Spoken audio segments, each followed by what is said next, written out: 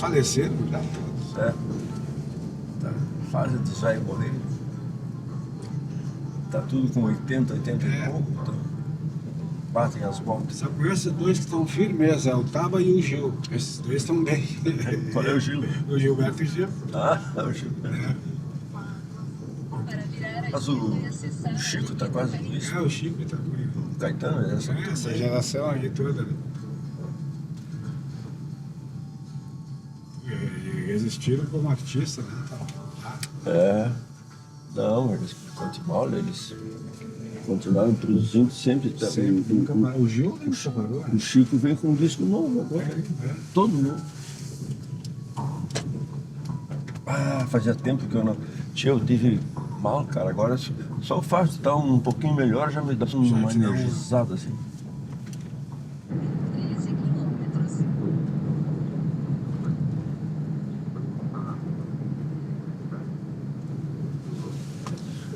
Tu tá filmando? Tô. Tá.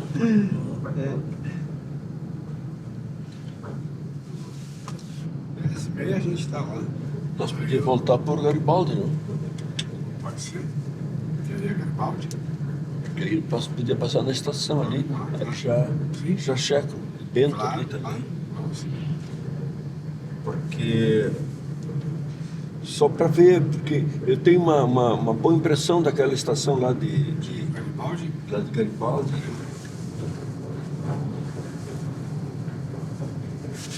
Que legal que é isso, ó. Túnelzinho aqui, Legal, legal, né? lindo, olha. Pá, bem legal. Lindo, lindo.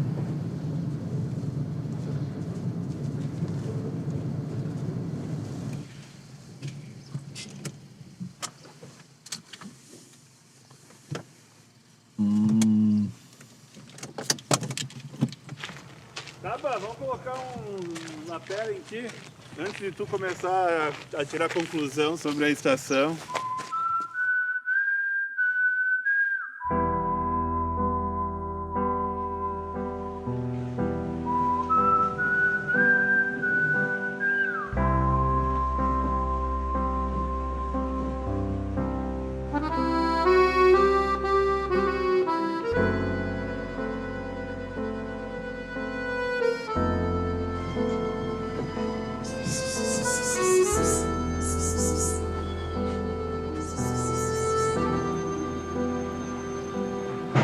Me roubando a cena, ô.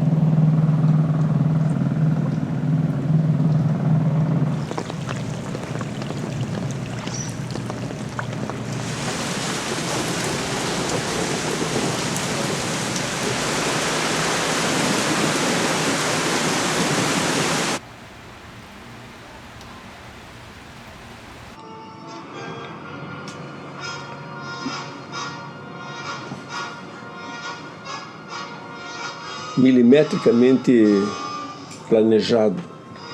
É um noir colorido. Esse filme é um dos filmes que eu considero.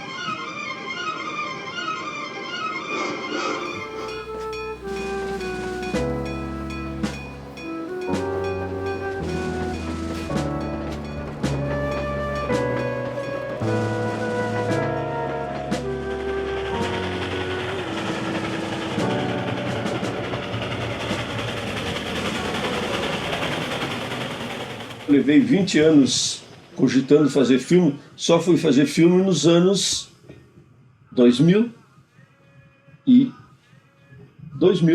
quando eu fiz o Neto Perde Sua Alma, foi no ano 2000.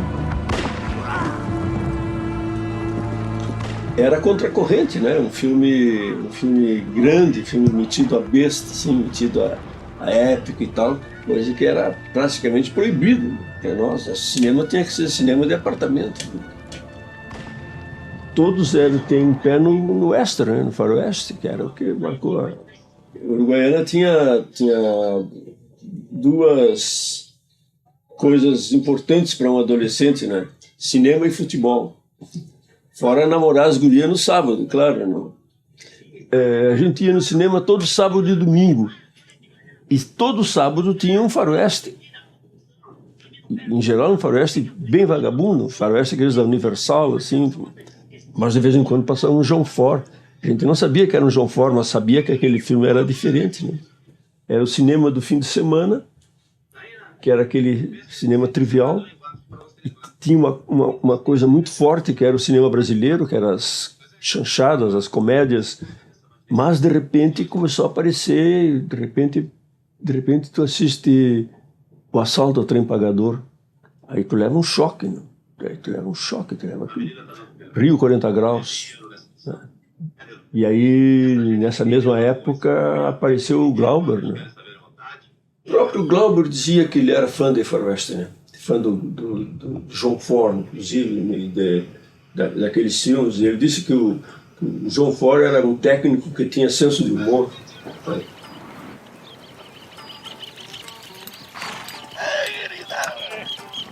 Domingo é dia de churrasco, carreira e baile. Os moradores da vizinhança se encontram no rincão das carreiras. E aquele seria mais um domingo banal e cansativo, se não houvesse na cabeça de todos a famosa aposta entre o Barão e o Dr. Fagundes. Dr. Fagundes, que honra! Estava sonhando com esse dia. Não é todo dia que se pode ganhar 100 patacas de ouro. Tu enxergava a Uruguaiana nos filmes de western que tu gostava? Era muito parecido. Aquelas histórias do western eram histórias de fazendeiros. A minha infância toda, eu convivia com pessoas que lidavam com gado. Eles eram fazendeiros. Os meus colegas do Colégio Santana eram todos filhos de fazendeiros. Então a gente tinha aquela cultura do campo.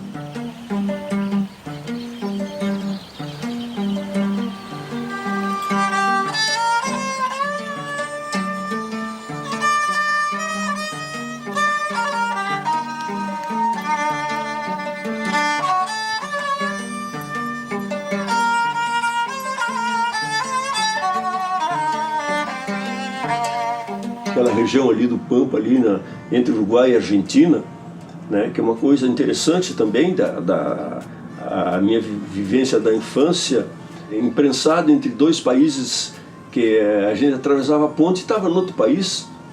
Eu vi, por exemplo, uma série de filmes proibidos no Brasil, eu via em Paso de los Libres, no cinema, porque lá não tinha momentos que não tinha censura. Todos esses filmes aí, inclusive isso que tu comentou, do Nordeste, do cangaço, daquela coisa lá, com o Sul, com os gaúchos, com essas coisas de gauchada aqui, tudo isso dialoga. Eu acredito muito nessa coisa do Campbell, de que todas as histórias são uma só. É verdade, tu começa a pensar e é verdade. A vida da gente são mais ou menos parecidas e todos nós desejamos as mesmas coisas e buscamos as mesmas coisas, né? Então acaba tendo uma jornada.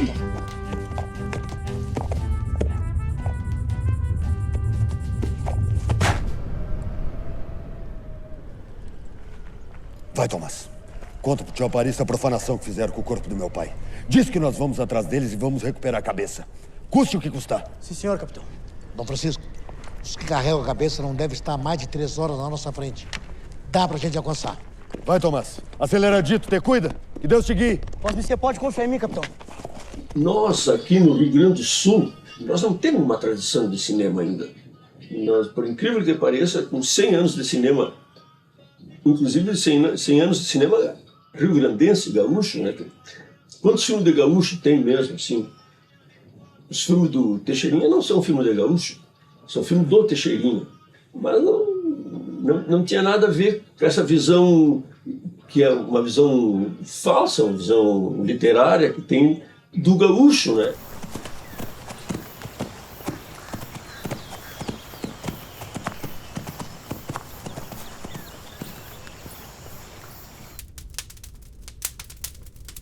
Meu interesse sempre foi pela ficção. Um dia, quando eu estava no exílio, estava em Portugal, eu li um pequeno volume do Alfredo Jacques sobre a Guerra dos Farrapos. Eu digo, mas isso aqui é um romance de aventuras fantástico. Tem duelos, tem fugas. E aí me deu vontade de escrever o livro, que é Os Varões Assinalados, que é um relato completo da Guerra dos Farrapos, com pitadas de ficção, assim, mas o mais próximo possível, mas não muito mais do que isso. Aí tu recebe o carimbo que tu é, né?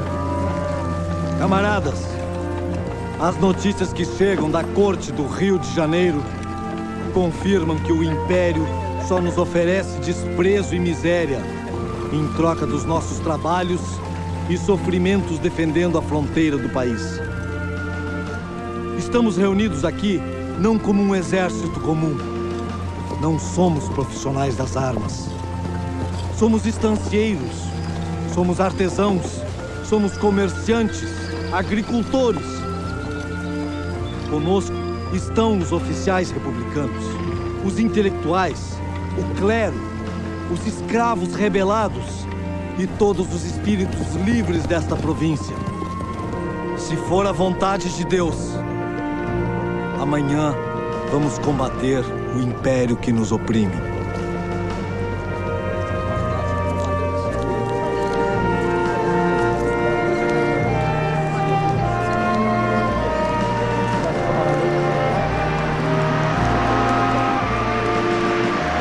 Na verdade, a maior parte das coisas que eu fiz em literatura não é histórico, é urbano, é atual, busca outros meios, tipo o noir, o horror, o fantástico. Eu escrevi sobre essas coisas.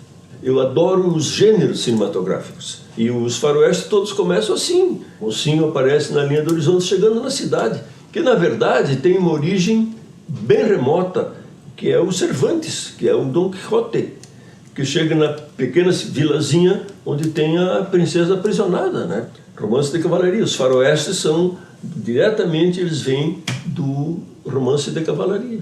E isso cai na nossa história aqui. Nosso estado aqui foi construído nas patas dos cavalos.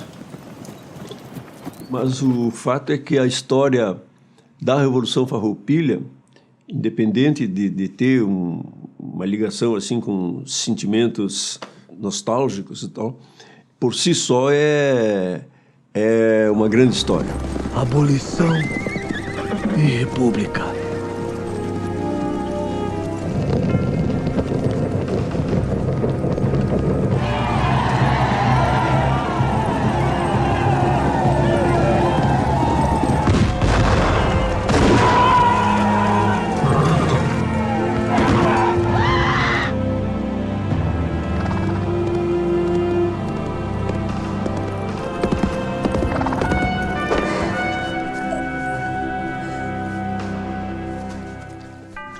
Eu acho que eu não tive uma vida pequena.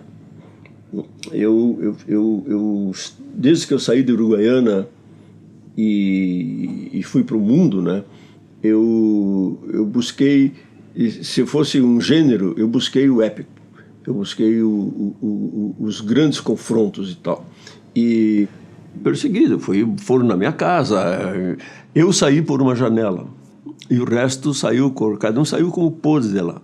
Aí fui para Florianópolis. Aí, quando um belo dia, a polícia apareceu lá. E aí o pessoal estava indo para o Chile. O Salvador Allende tinha sido eleito presidente no Chile. E fiquei morando lá até o golpe do Pinochet. De lá, fui mandado para Buenos Aires, mas a Argentina já estava em convulsão. Eu assisti o funeral do Perón, uma coisa assim fantástica, assim, aquela multidão na rua. Mas a América Latina fechou. Todos os países, Brasil, Uruguai, Argentina, Chile, Equador, Peru, todos eram ditaduras militares. Não tinha saída. A gente tinha que ir embora. Eu fui para a Dinamarca. Fiquei na Dinamarca 3 ou 4 anos, me virando, né? Eu trabalhava de lavador de janela.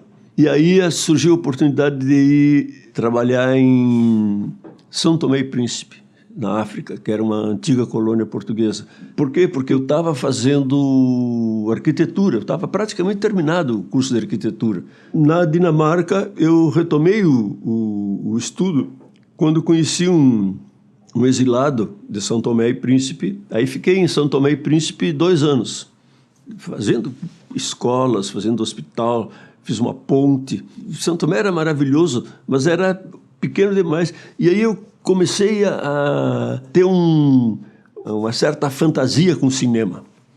Foi o cinema que me tirou de lá. Começou a abertura no Brasil, aí eu voltei. Eu fui contratado para fazer o documentário para o Brizola, mas eu gostava do Brizola. Meu pai era brisolista, do antigo PTB, e eu queria fazer porque o Brizola, uma série de lemas do Brizola, de palavras de ordem do Brizola, né, eram os que eu considerava mais importantes, como a educação. Então, é uma luta que não para, né, que avança e tem retrocesso e tal. No momento, nós estamos num retrocesso muito grande. Minha esperança é ganhar essa eleição. O homem tem que lutar por essas suas fantasias, né? O cinema é uma fantasia. Se nós não acreditássemos em fantasias, nós não ia estar fazendo filmes, né? Mesmo filmes beirando o ridículo, filmes de gaúcho heróico a cavalo e tal, uma linha frágil entre o sublime e o ridículo, né? Tentar ficar do lado assim. Nós sabemos que é uma fantasia difícil de se realizar. Tanto do cinema, quanto da revolução, quanto da literatura, né? Eu acho que eu fui, evidentemente, eu acho melhor escritor que cineasta, né? Claro, o cinema requer muitas coisas que nós não temos aqui ainda para fazer bons filmes e tal.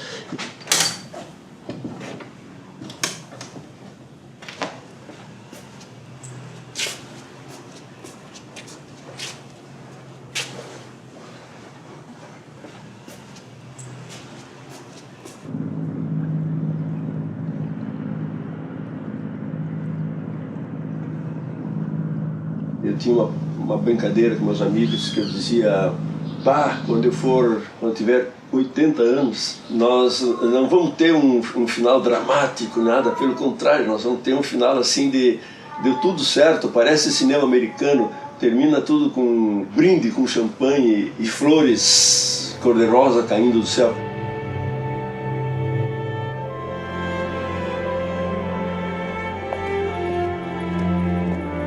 Minha geração é uma geração derrotada. A minha geração não vai ver um final feliz. Nós víamos um entusiasmo de que um país estava sendo construído e aquilo era uma fake news. O antigo princípio da revolução foi perdido. O Brasil é difícil de explicar. A gente se perde, o país vive uma tragédia, milhões de pessoas passando fome. E a fome é um problema do Brasil há mais de 100 anos. Eles estão aí para te enganar, é para tudo continuar como vai. Este país está sendo colonizado, o nosso país está em perigo, a pátria brasileira está em perigo. Estão entregando o nosso país.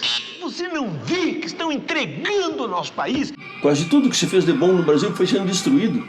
Música, literatura. Mas eu acho que precisa voltar o velho espírito revolucionário, que incendiava os corações e levava as pessoas para a rua. Mas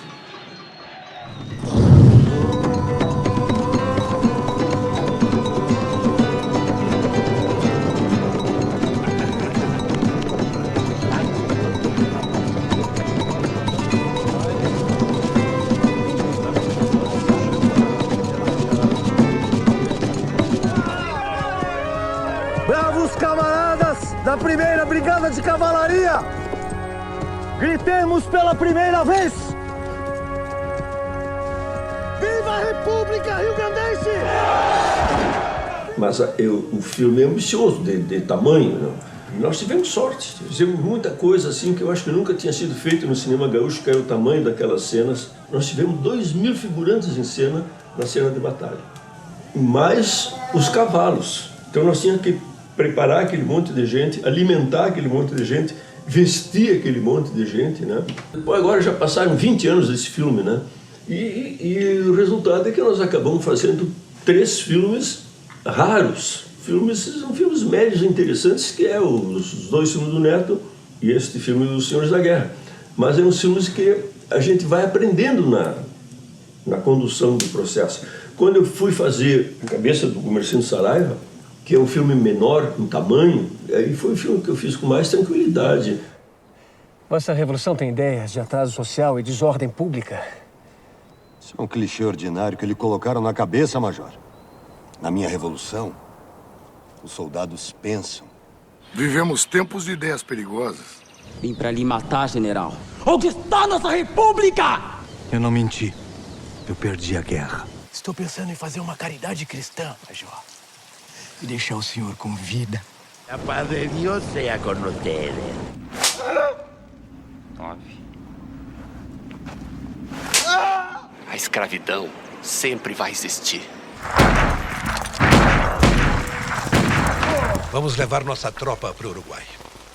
Um recuo nos fará bem. A guerra não acaba assim nomás. A guerra continua. Às vezes, invisível. O homem luta com bichos, também com vegetais, e pela história se torna o pior dos animais. Então ficamos assim. Vida por vida. Com licença.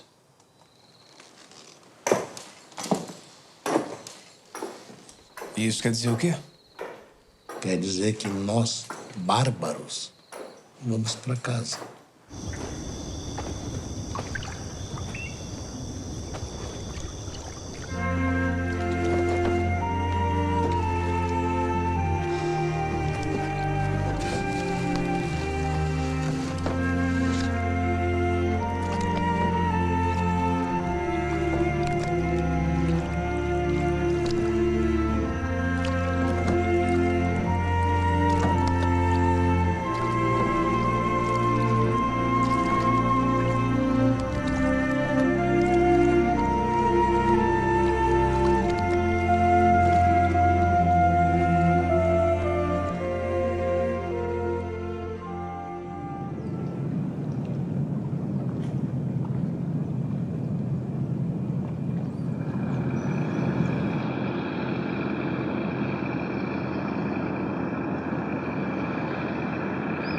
Eu nasci numa casa que ficava a uma quadra do rio, onde tinha as várzeas ali, em frente à ponte que liga Uruguaiana com Passo de los Libres, e era uma região muito bonita. Era sempre assim, uma espécie de exaltação quando eu estava ali e via o trem passando pela ponte, e ele passava na esquina onde eu morava, que é mais ou menos como começa esse livro que eu vou filmar agora, né? O Perseguição e Cerco a Juvencio Gutierrez. E esse filme nasceu da paisagem da minha infância, que eu me criei. Só que agora tive um baque profundo nos meus planos. O trem não passa mais na ponte, o que acabou com todo o planejamento do filme. O trem é um elemento dramático importante na história, inclusive da minha adolescência, né? Então, isso me criou um problemaço. Agora eu estou pensando e amanhã, inclusive, eu saio em busca de locação para substituir essa que a gente perdeu lá, autêntica, lá do Uruguaiana.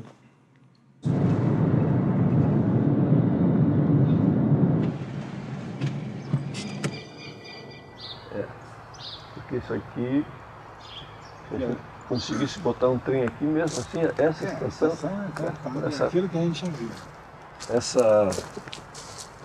Aquela cena do Senhores da Guerra foi em Garibaldi, em Bento. Foi em Bento? Sim. Foi em Bento. Eu faço 80 anos agora, brevemente. Estou com energia para fazer mais um filme, ou 2, ou até 3, conforme for, não? É uma espécie de ajuste de contas com a minha adolescência lá em Uruguaiana.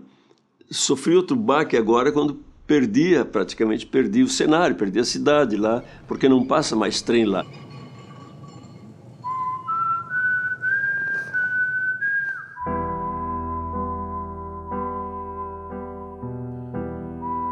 Mas o que importa é filmar a história, filmar as emoções aquele momento de passagem para a vida adulta, assim, aquela ruptura da inocência, né, para entrar no mundo real, no mundo da perdição, no mundo do medo, no mundo das ilusões perdidas, né. Eu queria filmar isso. Nós vamos buscar cenários, então, porque no Perseguição em Cerco tem 2 estações, a estação de Uruguaiana e uma outra estação que é mais ou menos fictícia, mas nem muito, que é a estação de Paso de los Toros, na Argentina.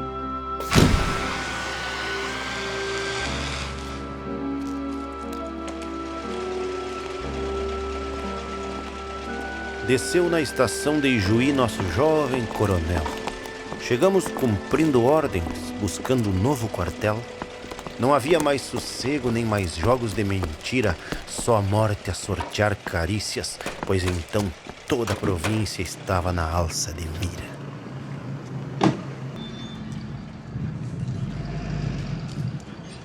Ô Pedro, vem aqui com essa câmera um pouquinho. Vamos ver com a câmera dele. Isso. Daí, aí vai até aí. Aí ela assim. caminha até aqui, ó. Tá, aí, caminha, né, até aqui, para e olha assim, olha para aqui, olha para lá, para profundidade dos trilhos. E aí aquele prédio lá. Não aparece. Cara, dá pra esconder ele se vir mais pra cá, ó. Aqui tá É bem de cantinho, dá pra esconder ele, eu acho. Apaga na poça. E aquela Santa Poça. Aquele toldo ali, a gente tira. Mas o toldo a gente tira, isso aí é barbado. E aí, pode vir. Vamos ver. Claro que a mulher é... Aí, ó, tem ela com a criança pela mão. Isso, dá uma parada. O ano é 1960. Essa estação era assim. Ah, a estação sim, mas sim. Tem que tirar os toldos, as plaquinhas, tem que tirar.